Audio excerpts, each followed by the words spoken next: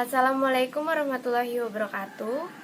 Selamat pagi kepada Bapak Rian dan teman-teman yang berbahagia. Di sini kami akan mempresentasikan hasil diskusi kelompok kami, yaitu kelompok 3, dengan topik yang akan kami bahas, yaitu mengenai teori sosiologi sastra. Perkenalkan, nama saya Rahma Nur Fitri dengan NIM 025 yang akan bertugas sebagai moderator pada hari ini. Adapun anggota kelompok kami yaitu Fadel Wibowo dengan NIM 04, Devita Natania Damayanti dengan NIM 010, Anggita Dewi Ayu Mutia NIM 017, Diah Nur Amalia NIM 020, Fida Nur Ilahi NIM 038, dan Hafid Syafarudin Afatah dengan NIM 056. Sedangkan rangkaian acara yang akan kita lewati adalah sebagai berikut. Yang pertama, sesi pembukaan. Yang kedua, penyampaian dan penyajian materi. Selanjutnya sesi tanya jawab, dan terakhir penutup. Baik, teman-teman, langsung saja kita mulai. Sesi yang pertama adalah pembukaan. Mari kita mengucapkan basmalah bersama-sama. Bismillahirrahmanirrahim. Selanjutnya, penyampaian materi yang akan disampaikan oleh anggota kelompok kami secara bergantian. Di sini kami mengusung materi mengenai teori sosiologi sastra. Teori ini lahir karena adanya pandangan yang menyatakan bahwa sastra adalah institusi sosial yang memakai bahasa sebagai medium utama dan cerminan kehidupan sosial masyarakat. Menurut Swingwood, dalam Yasa tahun 2012 halaman 22 menyatakan bahwa sastra dan sosiologi berhubungan erat terletak pada objeknya seperti manusia, lembaga kemasyarakatan, dan proses sosial. Teori sosiologi sastra ini sesungguhnya merupakan suatu bidang ilmu yang tergolong masih cukup muda, berkaitan dengan kemantapan dan kemapanan teori ini dalam mengembangkan alat-alat analisis sastra yang relatif masih labil. Menurut De Mono tahun 1979. Berkaitan dengan hal tersebut, perlu dipertimbangkan dengan matang mengenai definisi sosiologi sastra dalam rangka menemukan objektivitas hubungan antara karya sastra dengan masyarakat yang akan dijelaskan lebih lanjut oleh anggota kelompok kami selanjutnya. Terima kasih. Baik, selanjutnya yaitu hubungan karya sastra dengan masyarakat. Yang pertama yaitu pemahaman terhadap karya sastra dengan pertimbangan aspek kemasyarakatan. Yang kedua yaitu pemahaman terhadap karya sastra dengan masyarakat yang melatar belakanginya. Ketiga, sosiologi sastra adalah hubungan dua arah antara masyarakat dan sosiologi. Menurut Swingwood dalam Yasa 2012, ada 3 jenis perspektif yang dilihat. Yang pertama yaitu mengambil penekanan pada bagian produksi dan lebih khusus pada situasi sosial penulis. Yang kedua yaitu mengambil sastra sebagai objek kajiannya dengan asumsi dasar bahwa sastra merupakan refleksi zaman. Ketiga, menuntut suatu keahlian yang lebih tinggi untuk melacak suatu karya sastra benar-benar diterima di masyarakat. Jadi, dapat disimpulkan bahwa teori sastra merupakan sebagai suatu jenis pendekatan objektif terhadap sastra yang memiliki paradigma bahwa karya sastra adalah ekspresi dan bagian yang tidak terpisahkan di masyarakat dan memiliki keterkaitan secara resiprokal dengan jaringan sistem dan nilai-nilai dalam masyarakat. Selanjutnya, saya akan menjelaskan mengenai sejarah perkembangan sosiologi sastra. Konsep sosiologi sastra didasarkan pada dalil bahwa karya sastra ditulis oleh seorang pengarang yang merupakan makhluk-makhluk yang mengalami sensasi-sensasi dalam kehidupan empirik masyarakatnya.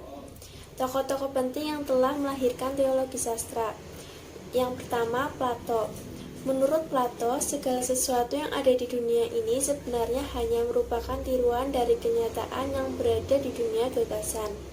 Plato menyebut ada 3 jenis seniman, yaitu pengguna, pembuat, dan peniru. Yang kedua ada Aristoteles. Aristoteles menyempurnakan pandangan yang dikemukakan oleh Plato tentang istilah mimesis dengan menyatakan bahwa seni menggambarkan kenyataan. Tetapi mimesis tidak semata-mata menjiplak kenyataan, melainkan juga menciptakan sesuatu yang baru. Karena semua itu bergantung pada sikap kreatif orang dalam memandang kenyataan. Setelah Plato dan Aristoteles, muncullah tokoh yang bernama Johann Gottfried von Herder. Ia menolak pandangan yang menyatakan keindahan hanya dapat ditimbulkan oleh suatu penilaian murni tanpa pamrih. Herder beranggapan bahwa setiap karya sastra berakar dari lingkungan sosial dan geografis tertentu. Herder menggunakan sejarah sebagai acuan untuk menganalisis sastra dan menggunakan sastra sebagai alat untuk memahami sejarah. Yang keempat ada Madame de Staël. Hampir serupa dengan pandangan Herder, tokoh yang bernama Madame de Staël menyatakan bahwa sastra sesungguhnya dapat pengaruh dari agama, adat istiadat, dan hukum dalam pengertian sastra sebagai tulisan yang melibatkan penggunaan pikiran kecuali ilmu fisika. Pada zaman positivisme ilmiah, muncul tokoh sosiologi sastra terpenting yaitu Hippolyte Taine, sejarawan dan kritikus naturalis Prancis. Taine merupakan pendekatan sosiologi sastra yang sepenuhnya ilmiah dengan menggunakan metode-metode seperti yang digunakan dalam ilmu alam atau ilmu pasti. Taine menyebutkan bahwa sebuah karya sastra dapat dijabarkan menurut 3 faktor, yaitu ras, momen, dan lingkungan. Penjelasan Taine ini memiliki kelemahan-kelemahan tertentu, khususnya dalam penjelasannya yang sangat positivistik, namun telah menjadi pemicu perkembangan pemikiran intelektual di kemudian hari dalam merumuskan disiplin ilmu sosiologi sastra. Selanjutnya, saya akan menjelaskan teori sastra Marxis. Pendekatan sosiologi sastra yang paling terkemuka adalah Marxisme. Teori sastra Marxis ini dikembangkan oleh Karl Marx dan Friedrich Engels. Mereka menanamkan paham komunis khususnya terhadap kenyataan bahwa perkembangan evolusi historis manusia dan institusi-institusinya ditentukan oleh perubahan mendasar dalam produksi ekonomi. Evolusi ini tidak berjalan dengan mulus, melainkan penuh hambatan-hambatan. Bagi Marx, sastra dan semua gejala kebudayaan lainnya mencerminkan pola hubungan ekonomi karena sastra terikat akan kelas-kelas yang ada di dalam masyarakat. Menurut Karl Marx, pada teori perlawanan kelas, pelaku-pelaku utama perubahan sosial bukanlah individu-individu tertentu, melainkan kelas-kelas sosial. Menurut Marx, di setiap masyarakat terdapat kelas-kelas yang berkuasa dan kelas yang dikuasai. Oleh karena itu, secara hakiki, kelas atas merupakan kelas penindas dan kelas bawah adalah kelas yang tertindas.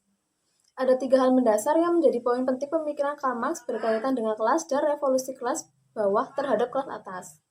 1. Pertentangan antara kaum buruh dan majikan bersifat objektif, karena berdasarkan kepentingan objektif yang ditentukan oleh kedudukan mereka masing-masing dalam proses produksi. 2.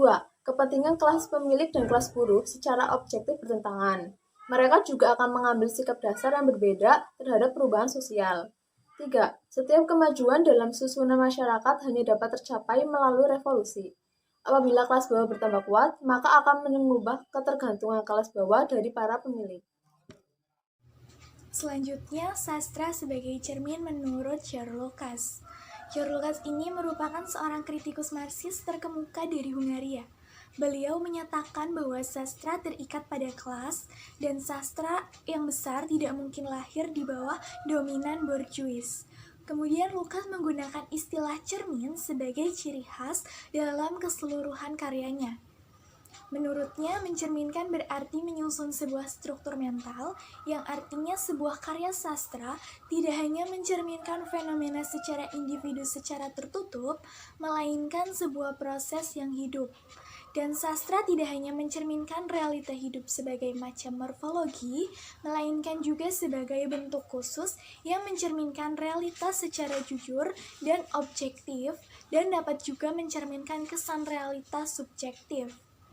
Kemudian Lucas juga menambahkan bahwa pujangga besar adalah yang mampu menciptakan tipe-tipe manusia yang abadi yang merupakan kriteria sesungguhnya dari pencapaian sastra. Selanjutnya, saya akan menjelaskan tentang aliran Frankfurt. Aliran Frankfurt adalah aliran filsafat yang dirintis oleh Horkheimer dan Th.W. Adorno yang berusaha menggabungkan teori ekonomi sosial Marx dengan psikoanalisis Freud dalam mengkritik sosial kapitalis.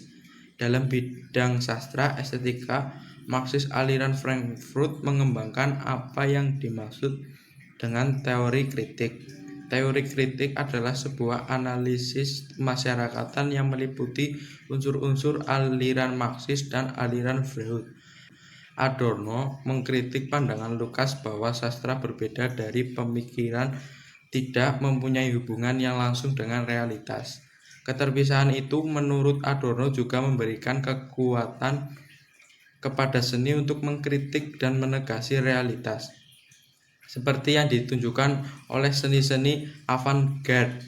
Seni-seni populer sudah bersekongkol dengan sistem ekonomi yang membentuknya, sehingga tidak mampu mengambil jarak dan realitas yang sudah dimanipulasi oleh sistem sosial yang ada.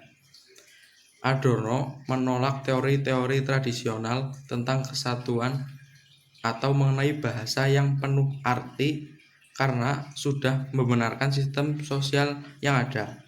Menurutnya, drama menghadirkan pelaku-pelaku tanpa individualitas atau klise-klise bahasa yang terpecah-pecah. Diskontinuitas wacana yang absurd, penokohan yang membosankan, dan ketiadaan alur. Semuanya itu menimbulkan efek estetik yang menjauhkan realitas yang dihadirkan dalam drama. Terima kasih. Selanjutnya, saya akan menjelaskan tentang teori neomarxisme. Teori neomarxisme merupakan aliran pengikut ajaran Marx yang dipelopori oleh Friedrich Jameson, Walter Benjamin, Lucien Goldman, dan Theodor Adorno. Ada 4 hal yang mendasar dalam teori ini, yaitu yang pertama, menggunakan metode dialektika untuk mempelajari masalah yang terjadi dalam masyarakat. Yang kedua, penggunaan metode dialektika tidak bisa meninggalkan sejarah untuk mengkaji masa depan. Yang ketiga, aspek logika digunakan untuk membedakan kebenaran dan fakta yang esensial.